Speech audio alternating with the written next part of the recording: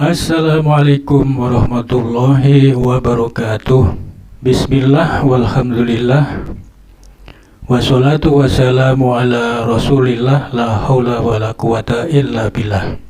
Nah, kali ini kami akan membagikan video terbaru dari ceramah Gus Abbas Buntet yang berlangsung dalam acara pelantikan PWI-LS atau Perjuangan Wali Songo Laskar Sabilillah di Semarang. Gus Abbas akhir-akhir ini sangat sibuk dari kota ke kota yang lain dalam rangka memberikan arahan dan penjelasan-penjelasan penting kepada para peserta pelantikan PWI-LS dimanapun berada. Nah, apa yang disampaikan dalam pelantikan PWI-LS Semarang ini oleh Gus Abbas? Mari kita ikuti video selengkapnya berikut ini, semoga bermanfaat. Saya Syarif, cucu Nabi, berdakwah dengan cinta suci, bukan Habib dari Yaman. Assalamualaikum warahmatullahi wabarakatuh. Bismillahirrahmanirrahim. Hamdan wa syukran lillah, wa salatan wa salaman ala sayyidina Rasulillah Muhammadin ibn Abdillah wa ala alihi wa ashabihi wa man tabi'a hudahu wa wala. La hawla wa la quwwata illa billah. Rabbi shrah li sadri wa yassir li amri wahlul 'uqdatam min lisani yafqahu qawli. Subhanaka la ilma lana illa ma 'allamtana innaka antal alimul hakim. Wa ba'd, ma'asyiral mukarramin para alim ulama, para kiai, para sepuh ini sepuh, wabil khusus kasepuan PWI Laskar Sabilillah Pusat Mbah Yai Mufid, termasuk para pengurus PWI Laskar Sabilillah Kabupaten Semarang dan para yai sedoyo, Panglima Laskar Sabilillah Pusat Ayub Ali Al-Hifni dan sedoyo masyarakat Semarang. Alhamdulillah, dumateng siang menika kula kali panjenengan saged kempal kumpul dalam rangka ngalap barokah dumateng sepuh bini sepuh, ngalap barokah dumateng leluhur, ngalap barokah dumateng para aulia ingkang wonten dumateng tanah Jawa khususipun, umumipun wonten dumateng Nusantara,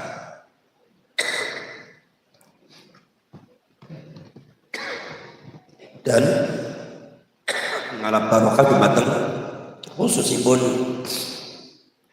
al-auliyaul tis'ah Wali Songo lan leluhur kula kali panjenengan sedaya. Mugi-mugi sedayane saged tumikaken berkah dunia akhirat. Allahumma amin ya rabbal alamin. Shalawat dan salam monggo sareng-sareng dipun korsaaken kangge Kanjeng Nabi Muhammad sallallahu alaihi wasallam. Mugi-mugi kula kali panjenengan termasuk piantun-piantun yang saged nampi syafaatipun Kanjeng Nabi Muhammad sallallahu alaihi wasallam. Allahumma amin ya rabbal alamin. Para sedherek, para sedulur, salah satu hari saya membaca bukunya Mbah Yai Soleh Darat. Di situ Mbah Yai Soleh Darat itu menukil sebuah dawuhnya para ulama yang sangat penting bagi kita semua masyarakat Semarang dan bangsa Indonesia. Yaitu dawuhnya adalah dari Imam Abu Madyan, al-haqqu yajri ala alsinati ulama'i kulli zamanin bima yaliqu bi ahli. Itu daunnya kira-kira seperti itu. Dan kemudian dipaparkan oleh Mbah Yai Soleh Darat makna daripada daun menikah. Ini adalah daun seorang ulama besar, Imam Abu Madyan. Imam Abu Madyan itu sinten? Beliau itu ulama besar, tapi hidupnya di kampung. Beliau itu termasuk gurunya Imam Abdul Hasan Asy-Syadzili ingkang gadah tarekat Syadziliyah. Imam Abdul Hasan Asy-Syadzili menika gadah guru di antawise Imam Al-Wasiti saking Irak. Wonten malih Imam Ibnul Mashish, ulama besar dari Maghrib Maroko. Panjenengan saged ningali ulama-ulama Maroko niku dumateng kitabipun Al-Mutrib bi Masyahir Ulama Al-Maghrib. Niku saudara-saudara sekalian, beliau punya guru besar Imam Al-Wasiti yang ada di Irak, guru besar yang ada di Maghrib Ibnul Mashish yang punya sholawat Mashisiyah. Nyuwun sewu, abah kula niku nate kena stroke ringan. Rumin ngantos boten saged ngendika. Boten saged ngaos. Lha niku ngantos bahasa abah kula niku isyarat. Ternyata niku piyambaknya niku abah kula niki kepanggi kali Kanjeng Rasulullah sallallahu alaihi wasallam. Supados diperintah maos sholawat ingkang didamel dumateng Imam Ibnul Mashish. Diwaos niku dengan aneh bin ajaib mukjizat niku begitu diwaos niku nggih nembe sedinten kali dinten niku waras. Maka sholawat Mashisiyah ini bisa mengobati orang stroke, kata abah saya. Ya yang paling penting bukan sholawat Mashisiyahnya, yang penting panjenengan jangan sampai stroke gitu aja. Saudara-saudara sekalian, tapi Abdul Hasan Asy-Syadzili ini punya guru besar, ibaratnya Imam Al-Wasiti itu seperti Gus Dur lah di Jawa. Imam Ibnu Mas'ud itu semacam Mbah Mun, Mbah Maimun Zubair dan Mbah Sara, ulama besar. Tapi kalau panjenengan dia semacam di kitab Al-Mafakhirul 'Aliyah fi Thariqat Syadziliyah yang dipegang oleh Mbah Yai Dalalan di Thariqat Syadziliyah, atau seumpama di dalam kitab-kitab yang berkaitan dengan Thariqat Syadziliyah, termasuk ada beberapa nazam yang dibuat oleh Mbah Yai Muslim Meranggen tentang masalah Thariqat Syadziliyah. Walaupun beliau itu mursyid Thariqat Qadiriyah Naqsabandiyah, tapi ngalah barokah Thariqat Syadziliyah niku, sehingga ada beberapa nazam tentang Thariqat Syadziliyah, termasuk juga Syarhul Hikam dipun nazami dumateng Mbah Yai Muslim Meranggen. Niku para sahabat sedulur nyuwun sewu, di situ ada kata-kata wa akhadha al-khilqata syarifata sufiyya min syaikhi Abi Madyan. Kita tahu bahwasanya al-khilqata syarifah itu adalah merupakan lambang daripada pengusulan. Bukan suluk, sudah wusul. Wusul itu adalah fauqal ma'rifah. Di atas ma'rifat itu wusul.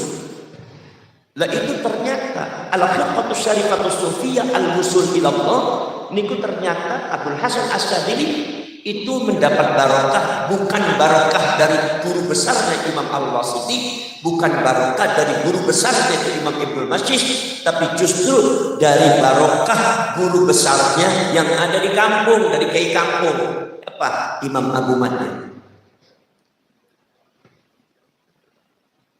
Imam Abdul Hasan Asy-Syadzili menjadi wali Allah besar. Sampai torekohnya dikenal seluruh dunia, ternyata barokah guru kampungnya. Ini makanya Gus Dur itu selalu mengingatkan kiai-kiai kampung. Makanya di dalam Thariqat Syadziliyah itu la tufarriqu bainal masyayikh. Jangan kalian semua membeda-bedakan antara masyayikh, antar guru. Sebab dari mana kita ini dapat barokah, menjadi orang besar, menjadi orang sukses, kita nggak tahu dari mana guru siapa yang terkait kita. Lah di antara Imam Abu Hasan Asy-Syadzili itu di antara kehebatan Abu Madyan. Cuma Abu Madyan ini walaupun beliau itu adalah orang kampung, kiai kampung, tetapi bongkotnya itu besar. Corone yang butet itu bonggol, akarnya besar. Kenapa? Karena murid Syekh Abdul Qadir Al-Jilani. Muridnya Syekh Abdul Qadir Al-Jilani. Makanya di Nahdlatul Ulama itu ada sebuah tradisi mencari murid terdekatnya ulama besar. Mencari muridnya Mbah Hasyim, mencari muridnya Mbah Yosolan Darat, mencari murid sangat terdekat daripada Mbah Yai Musrif Rangkel, Mbah Yai Dalha, Mbah Mat Batu Congol, Mbah Mangli, termasuk juga mencari muridnya yang terdekatnya Mbah Yai Munawir, Mbah Yai Mufid, Mbah Yai Abbas, Mbah Abdul Jabir, ngantos mugi dumateng Sultan Hasanuddin, Mbah Maulana Yusuf, Mbah Hasyim Asy'ari, Mbah Khalil Bangkalan. Ini mencari murid terdekat. Kenapa? Karena bonggol ini sangat penting. Bongkot ini sangat penting, akar ini sangat penting, yang membuat orang itu bisa memberkahi murid-muridnya menjadi orang besar. Ini dari bongkot, dari akar ini. Salah satu buktinya adalah Abu Madyan. Ini adalah seorang ulama kampung, tapi bisa muridnya menjadi seorang ulama besar tingkat internasional. Itu karena bongkotnya, akar dari Imam Abu Madyan itu adalah bongkotnya sangat besar. Kenapa? Karena beliau itu muridnya Sultanul Auliya Syekh Abdul Qadir Al-Jilani. Maka penting panjenengan kalau selama ini kiai ini kalau di kampung, oh ini kiai ini ngajinya sama Mbah Yai Muslih ini, wah ini sama Mbah Yanawi Berjan ini, wah ini sama Mbah Ali Mansur, ini sama Mbah Munawir, ini muridnya Mbah Mufid, ini muridnya ini muridnya Mbah Yosolan Darat ini. Nah ini kita penting, kita ziarah mana tabarukan, ngalap barokah. Kenapa? Sebab dari sini kita ini kadang-kadang mendapatkan barokah dari Allah, menjadi orang besar, menjadi orang sukses. Bongkotnya itu penting. Ini salah satu tradisi orang NU yang sekarang sudah mulai dilupakan. Padahal Gus Dur itu sudah mengingatkan kita semua dengan selalu berkeliling pada kiai-kiai kampung. Dan Gus Dur cerita, ini muridnya ini loh, ini muridnya ini. Kadang-kadang sama saya juga bilang, Gus ini jangan macam Gus, ini muridnya ini Gus, ini muridnya ini muridnya kayak ini. Oh ternyata di sanad-sanadnya dijelaskan ternyata memang seperti ngalap barokah seperti itu kan. Saudara-saudara sekalian, Imam Abu Madyan itu muridnya siapa? Muridnya Syekh Abdul Qadir Al-Jilani. Jadi sanad Thariqat Qadiriyah. Syekh Abdul Qadir Al-Jilani punya guru di antara Imam Abu Sa'id Al-Mubarak Al-Makhzumi. Abu Sa'id Mubarak Al-Makhzumi punya guru lagi, yaitu adalah Imam Abu Hasan Al-Bukhari. Nah, Abu Hasan Al-Bukhari punya guru Imam Abu Farhat Tartusi, punya guru lagi yaitu adalah Imam Abu Bakar As-Siddiq Qutbul Aqtab. Ini penyambung Thariqat Qadiriyah wa Naqsyabandiyah dengan Syadiliyah dan dengan Thariqat Wujudiyah yang bisa melahirkan Thariqat Syadiliyah. Niki mudeng apa mboten niki? Nah, mudeng seperti manggut-manggut beres. Lah niki para Syekh Rasul Imam Abu Bakar As-Siddiq ini gadah rekod langsung sanadnya wonten Imam Abu Yazid Al-Bustami wal Imam Abu Yazid Al-Ishqi. Ini adalah kekancingan daripada rekod Syarqiyah dengan rekod Wujudiyah. Makanya ini sampun aneh, rekod Wujudiyah itu bisa melahirkan Syarqiyah. Rekod Wujudiyah ini wonten dumateng Sumatera Semarang nggih. Wonten dumateng Samudra Prasai. Sinten namine yaitu Syekh Samsuddin As-Sumatran. Syekh Samsuddin As-Sumatran itu gak ada murid. Sinten yaitu imam, yaitu adalah Syekh Nuruddin Ar-Ranini. Ini ku thariqat fakihnya. Lah niki Syekh Samsuddin As-Sumatran itu thariqat wujudiyah. Ingkang ngerasaken sinten di antara muridnya Syekh Hamzah Al-Fansuri, salah seorang sastrawan Indonesia. Gadah sederek namanya Syekh Ali Al-Fansuri, thariqat wujudiyah. Syekh Ali Al-Fansuri niku gadah putra Syekh Abdul Rauf Al-Fansuri, sing dikenal Syekh Abdul Rauf As-Singkili Aceh. Niku adalah merupakan orang yang pertama kali mengembangkan thariqat Syarqiyah wonten di Indonesia. Syarqiyah thariqat padahal apa ini wujudiyah. Bainal wujudiyah wa Syarqiyah niku masyaallah partai boten kita. Sebab Abu Yazid Al-Bustami itu diantaranya adalah yang menurunkan faham thariqat wujudiyah sing pada akhirnya melahirkan dumateng thariqat Imam Bahabuddin An-Naqsyabandi An-Naqsyawalban, atau di dalam qadiriyahnya itu tajridut tauhid wa tauhidut tafrid, atau seumpama dalam syarqiyahnya at-tajrid wa tajarrud sehingga melahirkan tahlil la ilaha illallah at-tajrid wa tajarrud.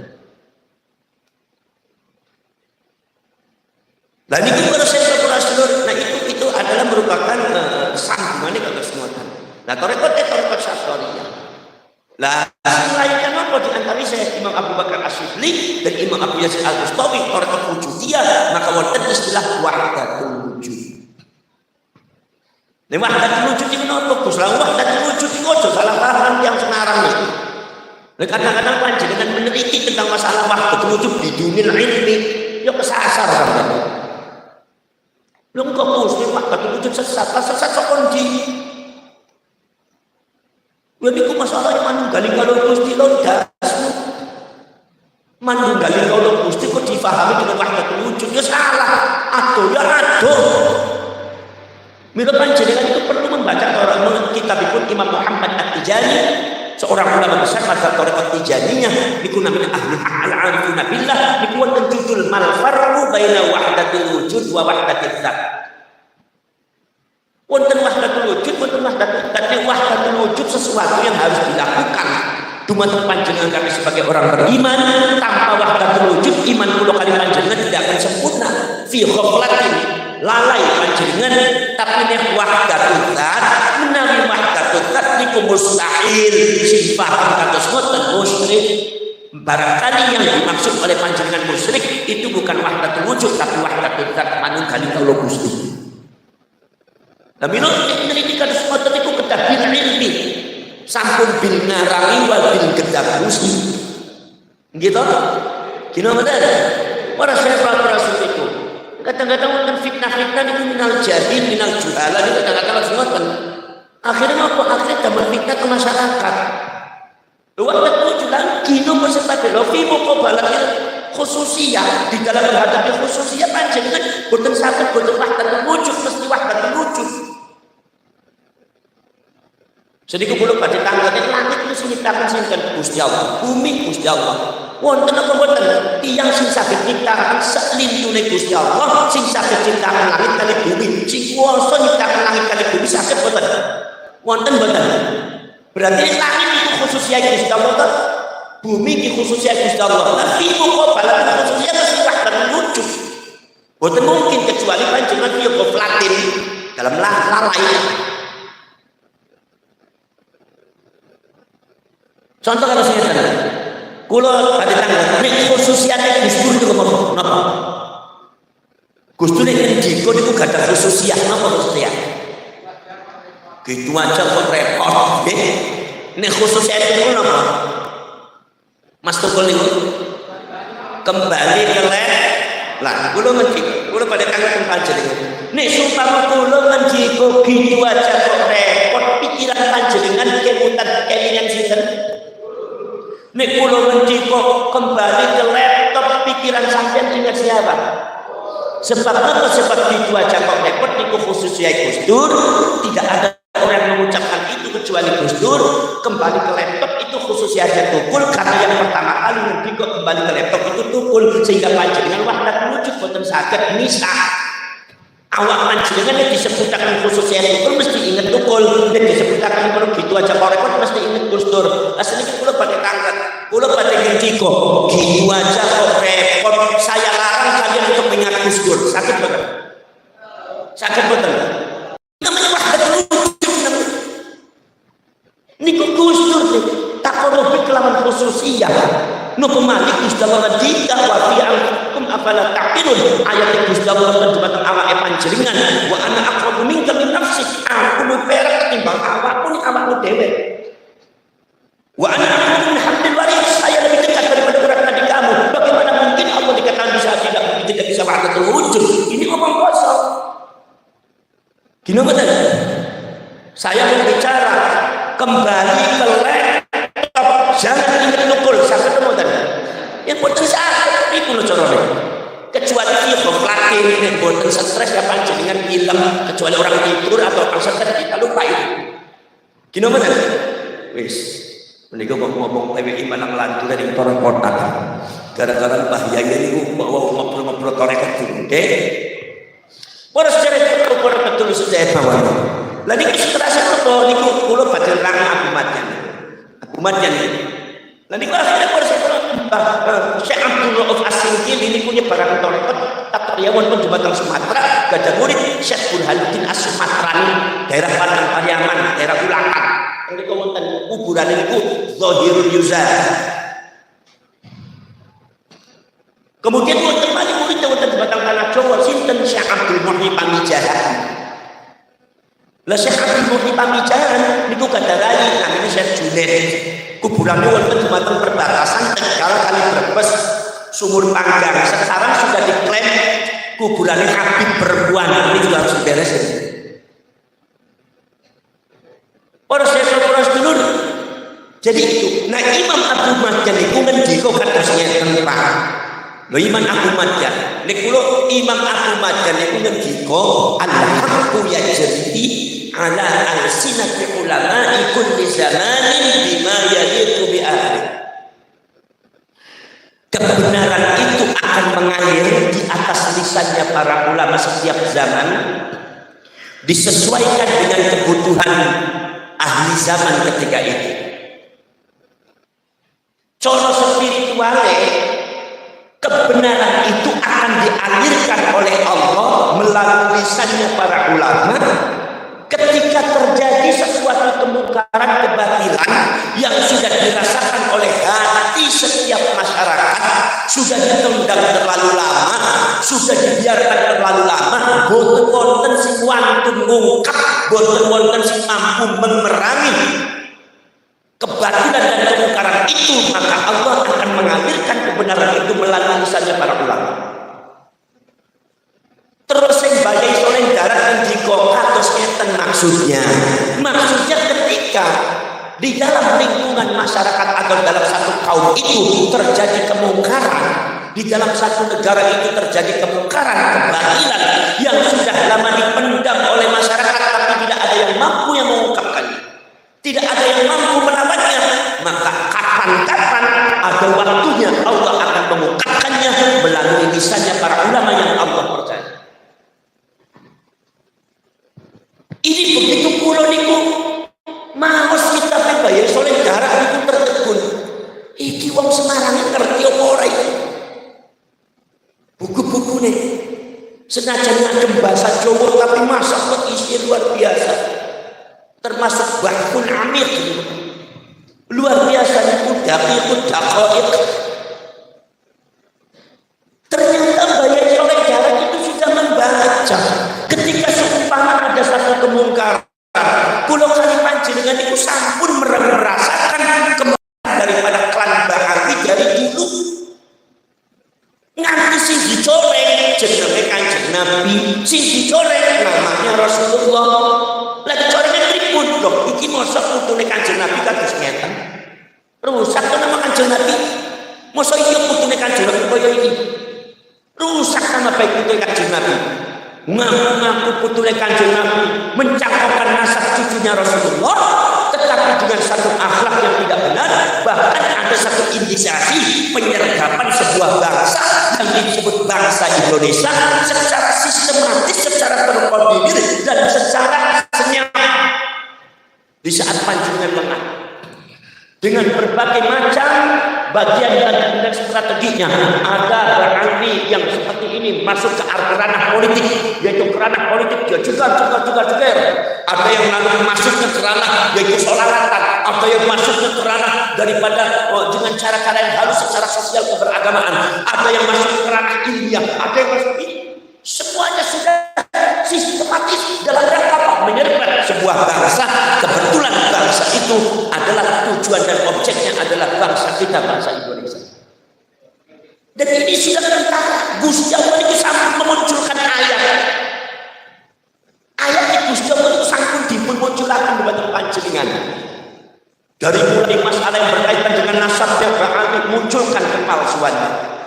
Cerita para ulama, para kiai yang mengatakan itu palsu diungkap semuanya, termasuk kajian filologinya. Terungkap semua para pakar filologi mengatakan bahwa habaib atau bahkan mustahil, secara filologi mustahil jadi putune Kanjeng Nabi. Dados putunipun Kanjeng Nabi itu mustahil, boten sekedar bukan cucunya Rasulullah, mustahil. Ngantos proses kemudian dibuka lagi melalui wacana keilmuan, konteks keilmuan genetika. Ujilah pratrium mafi ampusikum afala ta'qilun. Ingkang wonten dumateng awake ati dhewe. Barangkali kalau manuskrip itu bisa dipalsukan, barangkali kalau seumpama data-data nasab itu bisa dibelokkan dibelokkan, tapi data yang dibuat oleh Allah di dalam tubuh Habib, di dalam tubuh mereka, tidak mungkin ada yang bisa memalsukan. Ini ayat Gusti Allah mantiqu wa fi anfusikum afala ta'qilun. Ini awakmu dhewe ono ayat Gusti Allah, afala ta'qilun, gunakan logika. Nek ora percaya berarti orang yang tidak menggunakan logika. Menurut akeh kok dhewe itu ora pernah menggunakan logika. Lemah logika. Logikane mboten pasti. Mboten gatuhi dari kenyataan. Lah iki masalah proses dulu. Secara filologi, secara genetika sudah ditentukan bahwa mereka itu mustahil jadi wujudnya Rasulullah. Lah kalau sudah mustahil bagaimana? Ini secara kajian nasab, Pak. Gerakan-gerakan mereka yang namanya poros dulur dibungkus dengan agama, pergerakan mereka untuk menjatuhkan muruah daripada ulama-ulama Nusantara, khususnya ulama-ulama NU, itu bukan hoax, itu sudah nyata. Pemalsuan makam itu bukan hoax, itu nyata. Loh, yang laskar kali bangsa itu tinggal bongkar itu kuburannya. Wonten Wonosobo 78 makam, itu baru satu lingkungan. 78 makam gak ini isinya.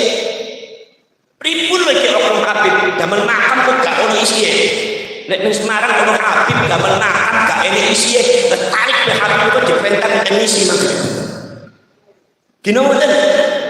Subhanallah. Sekarang kalau kata ngeten, wonten yang kanggo Gus nyuwun sewu. Nek supaya makam boten wonten isine Gus, niku berhala niku sanes. Kula ngendika berhala Kyai. Berarti kula niku ziarah berhala. Wis sampe ziarah berhala. Tidak hadrotine yang sinten ngajeng tempun di Fatihah jenengan. Gino mana? Niku harus dipikir tuh panjenengan, Masya Allah. Ini bisa menyesatkan umat. Maka dari itu di Pemalang waktu itu menghendaki masyarakat supaya dihancurkan bangunannya, ya udah dihancurkan bangunannya. Di Semarang itu banyak sekali makam-makam palsu. Ini pekilan ini ngobrol gitu. Kali-kali Pak Yai Gus terus Semarang itu kata mungkin bukan puluhan lagi, mungkin ada ratusan makam palsu. Nah ini tugasnya sampai PPI Laskar Sabdillah. Mudah-mudahan bisa diberesin Semarang. Ini proses ini bukan pemalsuan makam tuh. Makanya saya menegur beberapa aparat yang mengatakan itu dianggap hoax. Bagaimana orang saya yang bongkar? Oh gitu Gus, lah sampai jadi polisi kayak orang ngerti sih. Sapu biasa jadi jenderal. Masya Allah, jangan sampai aparat tidak tahu, jangan sampai bupatinya ambivalen, jangan sampai pemerintah sampai itu buta akan hal pergerakan yang akan menggerogoti bangsa ini, jangan sampai buta. Jadi aneh kadang-kadang seperti aparat ini. Ya pemerintah ya kadang-kadang konus aparat kepolisian, kadang-kadang aparat TNI kadang-kadang nggak tahu benar. Nyuwun sewu Kyai, wonten daerah niku, wonten daerah Jatinegara, Tegal. Wonten namanya Bayai Ishak niki kula badhe cerita. Sebab napa? Terus Gus Dur sing aken dongeng. Jangan terlalu banyak mendoktrin wis dongeng. Cerita sejarah, membangun sejarah yang benar, yang objektif, yang efektif. Ojo merentah kok duke dongeng. Mbah Sunan Ampel niku sering dongeng. Mbak Sunan Kalijaga niku ngajari masyarakat kelawan dongeng, sejarah sampun dibelokkan ternyata sangat penting. Dongeng itu penting.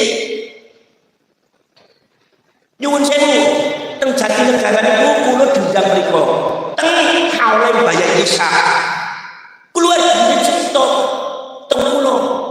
Begitu cerita Profesor mengatakan bahwasanya Profesor dulu itu dulu ada haulnya Bayai Ishak di situ. Makomnya kita wonten, kemudian keluarganya masih mengadakan haul. Tiba-tiba beberapa oknum Habib dugi 1, 2 orang, 3 orang sampai 50 orang. Udah 50 orang minta uang yang nggak boleh kecil, harus yang besar. Merepotkan masyarakat, tapi masyarakat taksir husnudzon. Wakil putune Kanjeng Nabi. Walaupun tanda tanya, kosong udah Kanjeng Nabi ngetrek ya ini. Gino bener, parah apa bener? Lo putuskan jelas semua ini laki-laki yang diganti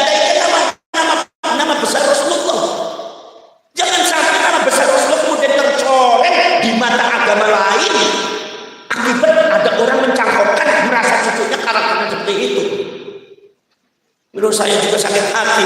Ada komentarnya orang non-Islam mengatakan, tuh lihat tuh Muhammad dengan cucunya sama saja tuh karakternya kayak gitu. Senang sama perempuan, senang sama ini, senang sama ini, senang nge-track. Masya Allah, hancur sama baik-baik kanjeng Nabi ini. Gimana betul? Ini harus dibahas tentang jangan dikatakan nggak penting. Sampai kadang-kadang jadi kiai ngomong sembarangan, ini nggak penting dasmu.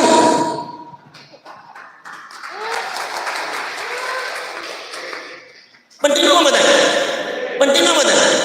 Maya ta'allaq bi Rasulillah sallallahu alaihi wasallam, sesuatu yang berkaitan dengan kanjeng Nabi penting apa betul? Penting apa betul? Sesuatu yang berkaitan dengan kanjeng Nabi ini paling penting ya. Gusti Allah niku pada waktu kanjeng Nabi niku dituduh dados penyihir. Margi kanjeng Nabi nyebutaken Nabi Sulaiman di dalam urutan para nabi para rasul yang wajib diimani.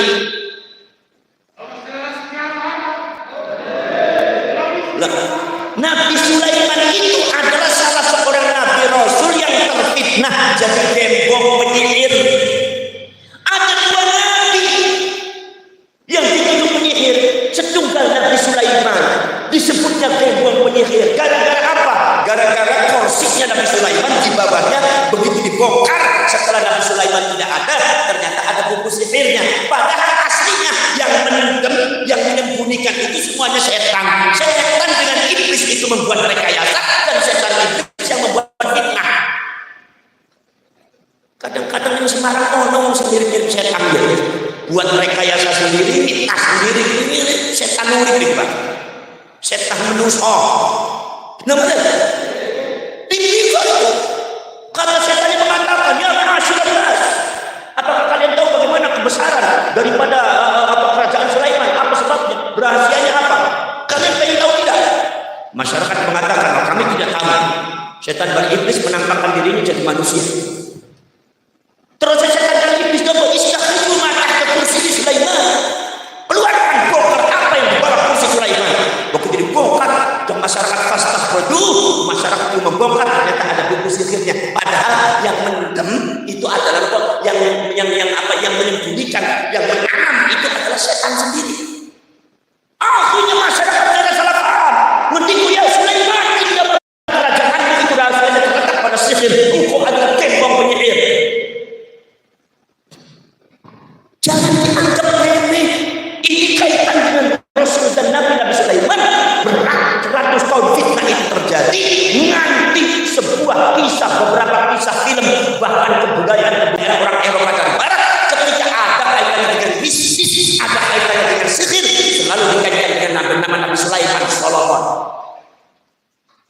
Ngantos kanjeng Nabi sampai kesan, kanjeng sampai lahir. Begitu kanjeng Nabi mengatakan, oh ada beberapa nabi yang wajib diimani oleh kalian. Satu adalah Nabi Adam, Nabi Nuh, Nabi Syed, Nabi Nuh, Nabi Ibrahim, Nabi Ismail, Nabi Ishaq, Nabi Zulkifli, Nabi Shu'aib, Nabi Hud, Nabi Musa, Nabi Harun. Nabi Sulaiman, Nabi Muhammad menyebutkan Nabi Sulaiman. Orang Yahudi berteriak, Muhammad tukang sihir. Masih terasa Muhammad tukang sihir. Buktinya apa? Buktinya Muhammad menyebutkan Sulaiman sebagai nabi yang wajib diimani. Sulaiman itu adalah gembong penyihir. Maka tidak Muhammad adalah tukang sihir. Muhammad adalah sihirnya adalah dari Sulaiman. Muhammad itu mewarisi sihirnya Sulaiman. Merengket ketika Nabi Muhammad diberikan mukjizat oleh Allah, tukang sihir. Bisa membelah-belah, tukang sihir. Isra Mi'raj, tukang sihir. Hancur itu reputasi Muhammad. Makanya Allah mengklarifikasikan di dalam Al-Quran. Apa sebabnya? Sebab tuduhan ini bukan berkaitan dengan orang biasa, tapi ini mayat ka'annahu bir Rasul, sesuatu yang berkaitan dengan kanjeng Rasul. Bila Gusti Allah tegas turun Al-Quran, wa tabaru ma tatlu syayatin ala mulki Sulaiman wa ma kafara Sulaiman wa inna syayatin kafaru yu'allimuna an-nas. Mereka semua bukan mengikuti Sulaiman. Mereka semua bukan muridnya Sulaiman. Terus Gusti Allah, mereka semua mengikuti apa yang ditulis, yang dicatat, yaitu oleh setan dan iblis, mencuri kabar dari langit, dikumpulkan dalam buku sihir, diangkat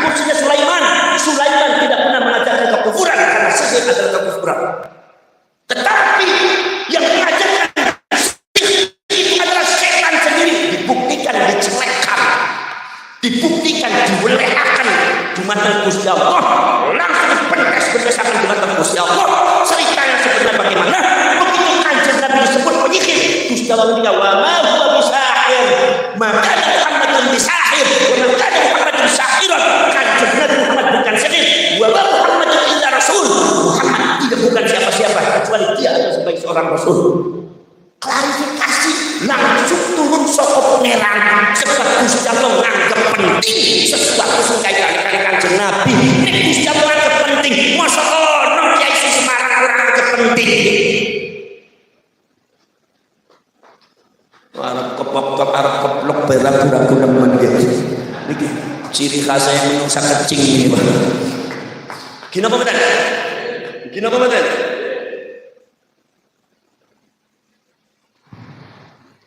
Jadi jangan dianggap tidak penting, Pak. Pada saat Rasul, niki sangat penting sekali pada saat yang berkaitan dari Kanjeng Nabi, sareng Kanjeng Nabi Muhammad SAW. Lah ini masalah ini kalau dibiarkan masalah berkaitan dengan nasab Habib, niku kita tidak membahas nasab Habib karena Habibnya, kita membahas nasab Habib karena Habib mengaku cucu, bukan cucunya si Tarjo, bukan cucunya si Bejo. Ini aku cucunya Khairul Bariyah, manusia yang paling utama, makhluk yang Gusti Allah yang paling utama, sayyidul anbiya wal mursalin wa afdhalul makhluqat ala fitrah. Itu ngaku kudu manusia yang luar biasa. Wajib karena ini kaitannya dengan agama, kaitannya dengan akidah dan syariat dan akhlak. Gini betul? Wajib banget. Aja ngomong orang wajib sampai kadang-kadang margi sampai jadi manusia kecing temen, tidak berani menyerukan suara yang hak, akhirnya dianggap orang penting. Gasmu penting. Gini betul? Jangan melihat nasabnya Habib. Kalau Habibnya itu mengaku nasabnya saya adalah bin Tarjo, saya adalah bin Bejo, saya adalah bin Tukimin, karepmu. Tapi kalau bin Rasulullah sallallahu alaihi wasallam ngaku cucunya Kanjeng Nabi, ulama Islam sedunia sekarang wajib bergerak, khususnya ulama NU. Bener orang.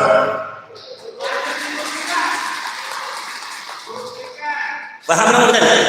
Paham betul? Jadi aja ngomong orang dianggap orang penting sampai pripun. Kudu dikiai kan semua sampai. Niki jenenge kayak aneh bin ajaib iki, Pak. Para rasul niku penting, Pak. Sampai ngertos. Nabi Isa niku, Pak. Nabi Isa niku para rasul niku di framingnya apa? Anak pangeran. Nabi Isa niku di framingnya adalah anak zina. Nyuwun sewu, ceritanya kan ngeten, Siti Maryam itu kan termasuk khotimah wonten ing Baitul Muqaddas, Masjidil Aqsa. Ternyata selain itu pun lintune Siti Maryam itu wonten tiyang jenenge yaiku adalah Yusuf An-Najjar. Yang jaler bangsa Nigeria yang kulit cemeng. Beliau juga orang soleh, Siti Maryam juga orang soleh. Begitu Siti Maryam dikersai di mata Gusti Allah Ta'ala, mengandung tanpa bapak, ditiupkan kekuasaannya Allah kepada perutnya Sayyidina Abbas Siti Maryam. Apa keringnya orang Yahudi? Orang Yahudi mengatakan Maryam berzina dengan Yusuf. Padahal kedua-duanya orang soleh. Sampai detik ini kalau sampai baca kitab Bible atau baca kitab beberapa kitab-kitab catatan orang Yahudi, masih ada kata-kata Isa bin Yusuf. Kalau sudah mereka menulis Isa bin Yusuf, berarti mereka sedang mendoktrin kalian bahwa Nabi Isa itu anak zina hasil perselingkuhan antara Yusuf An-Najjar dengan Siti Maryam. Ini jelas sudah benar menghina Nabi Isa. Akhirnya Siti Maryam rajam digulung di mata Nabi Zakaria. Begitu Siti Maryam baru mau melahirkan, Siti Maryam ngaji ke Gusti Allah, ya Rabbi, bagaimana mungkin kula niku jawabnya umpama kula niku ditangkap gitu menungso niki anake sinten walau sasri basar wong kula niku dereng nate disentuh menungso lanang. Wong lanang niku adoh tepi saka kula. Nomor kadang-kadang malam aku bahagia, kulo niku sanes pelacur sinten sing ngandel Gusti mboten wonten sing percaya kulo. Apa jawab Gusti Allah? Ya Maryam katakan kalau ada yang tanya, inni nadartu lirrahmani shauma wa lam ukallima al-yawma insiya. Aku janji di pangeran yang aku sing maha pengasih, maha cinta, bahwa aku orang ngomong dari manusia.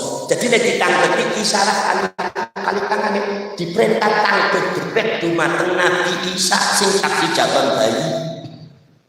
Masa kakak protes ya Maryam, wa kaifa nukallimu man kana fil mahdi sabiyya. Bagaimana mungkin kita tanya kepada orang yang masih gendong dari sakit ngomong? Dilalai Gusti Allah Ta'ala memberikan kekuasaan dan mukjizat kepada Nabi Isa jawaban bayi untuk ditaksim berdereng-dereng dengan cukul niku diperintah ngomong lawan bahasa sing fasih. Inni Abdullah atani al-kitab wa ja'alani nabiyyah. Aku hamba Gusti Allah. Nek Gusti Allah niku kuwasa nyiptakan aku tanpa bapak masih ono ibu. Lho kok mari niku Nabi Adam gak ene bapak gak ene ibu itu. Aku iku nabi. Sekarang panjenengan baca semua. Anak kecil diperintah oleh Allah suruh bicara. Dipaksa dengan kekuasaannya suruh bicara. Kenapa? Karena klarifikasi tentang masalah fitnah yang terjadi pada diri Nabi Isa. Rasul sesuatu yang berkaitan dengan Rasul Nabi Isa wajib diklarifikasi. Ngampes bayi pun suruh bicara oleh Allah. Nek bayi itu diperintah ngomong di mata Gusti Allah. Ki ono di Semarang ngomong, kiai mati ngomong bahwasanya orang penting kasmu. Paham enggak? Kula pada tangga berarti nasab yang berkaitan kali Kanjeng Nabi sinten mawon sing ngaku putra Kanjeng Nabi termasuk bahkan wajib dibahas apa? Wajib nomor. Contohnya kalau pulau jadi negara di depan, pulau mereka ternyata apa? Habib itu artikel yang saya tegus disukani nyotro alif boten purun pengen sing kata-kata tapi margi kula ningali sebagai putune Kanjeng Nabi baik-baik mereka berubah mental aku boten mempengaruhi mental masyarakat apa boten ngaku putune Kanjeng Nabi mempengaruhi apa boten lho panjenengan niku nek panjenengan disuwun artone kanggo bantu terus saya yen panjenengan masyaallah medhite mboten kinten-kinten apa betul? Wis suka ngaku dosane dobel niki. Diperintah bantu kiai ini lho nyumbang paling-paling setunggal yuto kali yuto rewere digong sasi boten ragat-ragat. Gini apa betul? Tapi ning bantu Habib jangankan digong yuto 30 juta 300 juta dikeluarkan. Mental panjenengan berubah. Kenapa sebabnya? Sebabnya kok niku butuh Kanjeng Nabi. Jangan dianggap enggak penting itu, Pak. Itu penting sekali. Akhirnya kintel mawon. Tiba-tiba proses begitu Habib tambah kata, ternyata akhirnya satu hari ada sebuah peristiwa. Apa? Salah satu oknum Habib di antara mereka membuat makam palsunya Bayi Isa. Sing didalam niku boten ten makam Bayi Isa ten sampinge.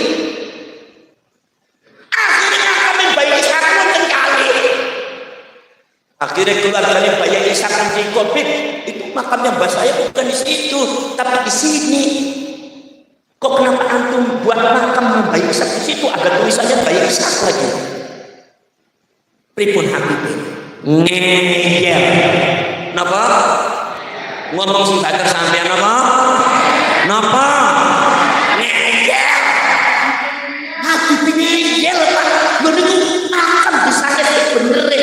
Sane sebenarnya makamnya Bayi Isa kan datang samping nomor kaki Bayi Isa kita sini Habib gak ada hubungan mak cuma tentang perbayaan kok. Masya Allah ini keberanian mereka diantaranya sampean dibanding Habib kalah sampean. Jadi sampean jangan suka bicara Mataram, jangan suka bicara Majapahit, Cirebon, gak ada gunanya. Kenapa? Karena sampean bangsa kecil-kecil ternyata kecil, wis gak ada manfaatnya cerita Mataram, Majapahit, Kesultanan Cirebon, Batu, wah gak ada manfaatnya. Ternyata sampai sama satu Habib itu kalah semua. Semarang itu loh rapani, gak wanian sampai gitu. Para sahabat Rasul subhanallah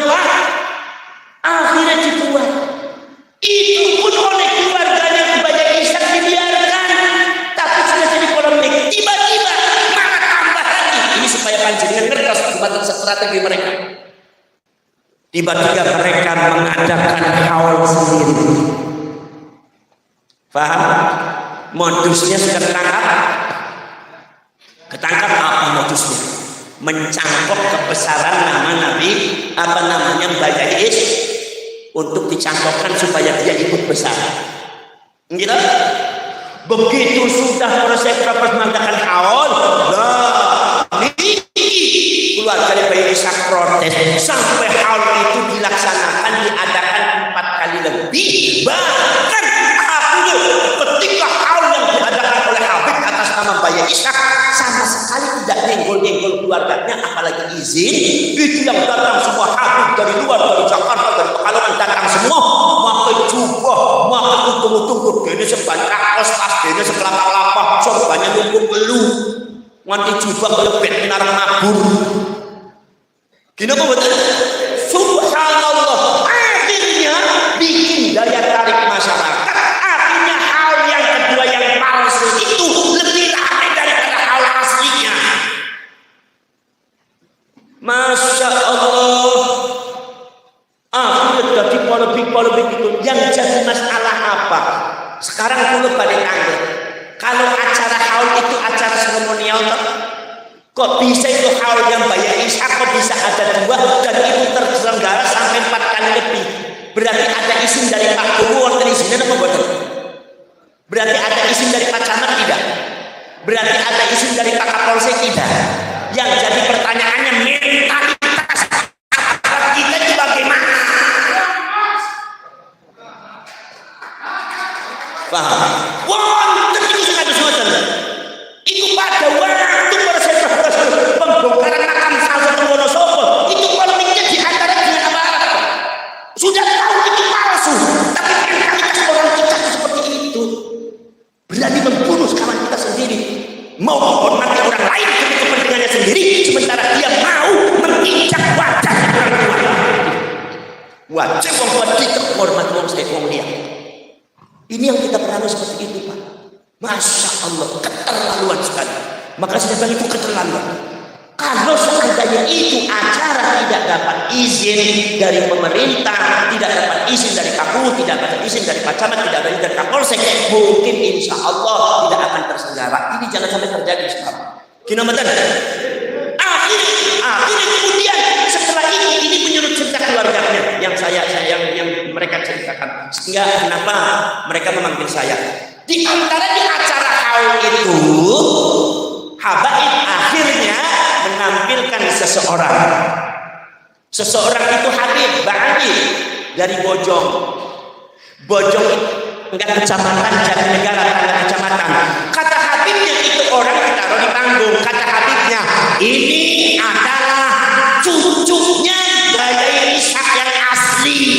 Bayi Ishak itu adalah Habib Muhammad Ishak begini, asalnya dari Bojong. Berarti artinya putra Mayas aslinya dianggap palsu. Ini modus operandi, ini prototipe yang kecil supaya sampai paham bagaimana mereka semua menyergap Indonesia. Paham betul? Subhanallah, nangis harga Bayi Ishak. Lo akhirnya ngundang ulang. Wis gak ono meneh nggih Pusatkas dibetekan jak perang sekalian ngene. Nek urusane kula niku urusan perang mawon. Niku syarat laskar setunggal mawon. Syarat laskar niku diurun gelut nek boten urun gelut mboten usah dadi laskar. Gitu. Oh, kadang-kadang wonten di Banser sing ora gelem gelut wis ora usah laskar. Nek Banser ora gelut mlebu laskar gelut. Nek badhe gelut niku atas nama laskar mawon. Nah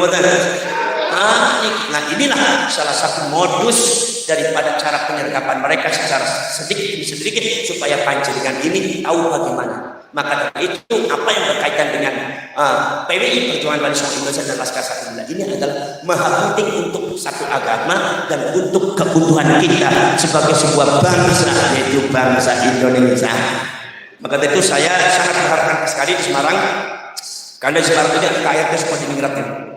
Wajib dibahas, wajib diluruskan. Kalau tidak diluruskan berarti sampean sudah kiai yang menyesatkan semua masyarakat yang ziarah ke sini. Sekarang saya tanya, tanggung jawab mana sampai dari kiai? Pembuatan dilandrak sampai bakal ketanggikan di Gusti Allah, bakal ditanya kenapa Anda diam? Dikiranya sampai buatan bagian ketanggikan di Gusti Allah apa? Dikiranya aman, buatan sampai ditangkap di Gusti Allah. KRT disebut dalam kuburan palsu.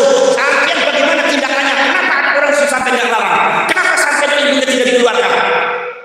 Semua kiai di Semarang bakal ditanya oleh Allah sendiri. Tinggal sampai jadi kiai, siap-siap jawabannya apa? Siap-siap jawabannya apa sing badhe matur teng Gusti Allah apa? Gusti Allah Maha Sumerep. Teng atine panjenengan Sumerep makadari itu ngatas-atasan. Dina mboten para sahabat Rasulullah kula niku mboten saged pamilamin iki karena hormat mawon rasa mahabbah kula wonten dumateng perjuangan kita wonten dumateng kiai-kiai Semarang wonten mriki. Maka dari itu nanti sampai bekerja sama dengan aparat pemerintah, dengan Pak Kungu, dengan Pak Camat, dengan Kapolsek, dengan Pak Danramil, dengan Dandim, dengan Pak Bupati, dengan Pak Wali Kota, dengan Gubernur, diadakan audiensi di sana supaya kita sinergis, supaya pos-pos yang ada yang sekarang sudah direkam oleh orang-orang yang tidak benar kita ambil kembali dalam rangka menjaga Semarang supaya Semarang tetap settle, tetap mustaqim di dalam sejarahnya yang benar, di dalam ajaran yang benar, di dalam tuntunan para ulama para kiai yang benar, ahlus sunnah wal jamaah sampai dalam mencapai dunia akhirat. Bismillahirrahmanirrahim. Alhamdulillahirabbil alamin.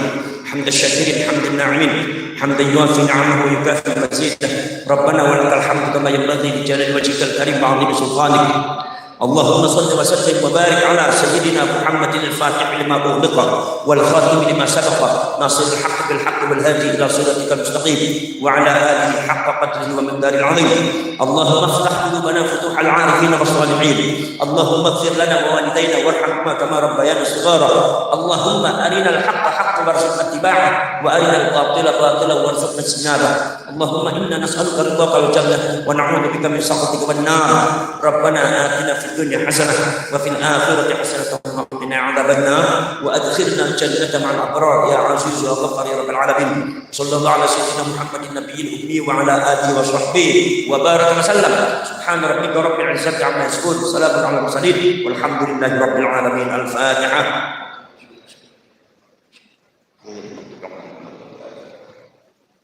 Cita-cita saya adalah masing-masing daerah mendirikan museum Wali Songo. Karena Wali Songo itu sebagai lambang Nusantara, diadakan museum. Diadakan. Bagaimana caranya? Di Semarang ada museum Wali Songo. Matanya hada wa fadlu amrillah wallahu basirun bil ibad wallahu muwaffiq ila aqwamit thoriq. Wassalamualaikum warahmatullahi wabarakatuh.